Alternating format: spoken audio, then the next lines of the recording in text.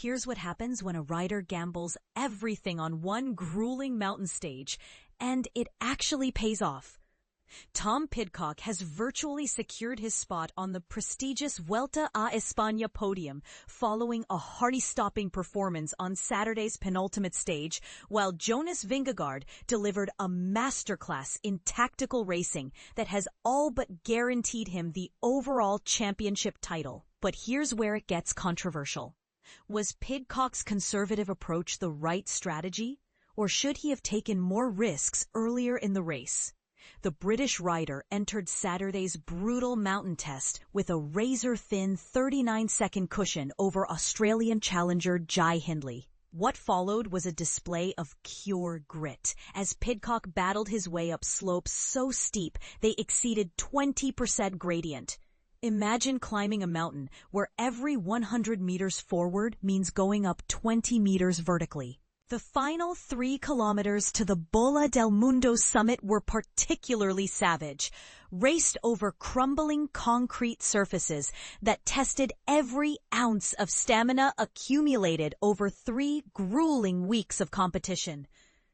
For cycling newcomers, maintaining your position in the general classification, overall race standings, during these mountain stages is like playing chess while running a marathon. One wrong move can destroy weeks of careful positioning. Multiple times throughout the ascent, the Yorkshire-born rider appeared to be losing contact with his key rivals, a cycling term meaning he was falling behind the pace of the group he needed to stay with. However, Pidcock never completely cracked, the point where a rider's body simply can't maintain the required effort, ultimately crossing the finish line in 4th place, just 5 seconds behind Hindley. And this is the part most people miss. Those 5 seconds were actually a victory for Pidcock.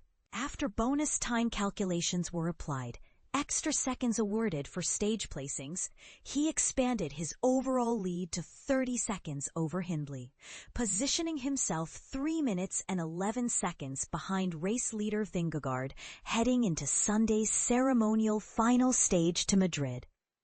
This performance represents a significant milestone for the Olympic mountain bike gold medalist and former cyclo-cross world champion, marking his first Grand Tour where he prioritized overall classification success over individual stage victories, a strategic shift that many questioned at the race's beginning.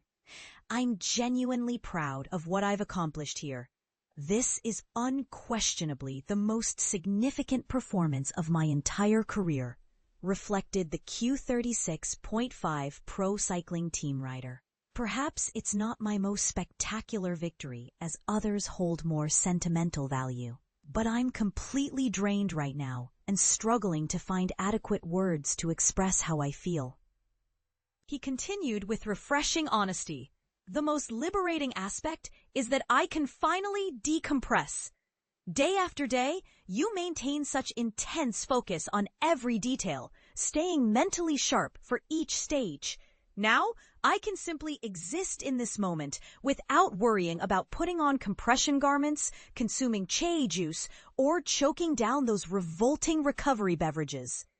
Meanwhile, Vingegaard orchestrated his path to victory by extending his overall advantage during Saturday's 165.6-kilometer journey from Robledo de Chavela, systematically dismantling his closest competitor, João Almeida's hopes in the final kilometer of climbing. After nearly 3 weeks of tactical warfare, the entire Vuelta ultimately hinged on those final punishing kilometers to the Bola del Mundo summit. Rather than adopting a defensive approach to protect his red leader's jersey, the Visma-Lease bike rider chose to attack for stage glory, a decision that speaks volumes about his confidence and form. Portugal's Almeida from UAE Team Emirates XRG began the day trailing by 44 seconds, but simply lacked the physical capacity to respond when it mattered most, eventually finishing 5th on the stage, 22 seconds behind Vingegaard. This performance leaves the Danish rider with a commanding 1 minute and 16-second advantage, entering Sunday's largely ceremonial final stage to Madrid.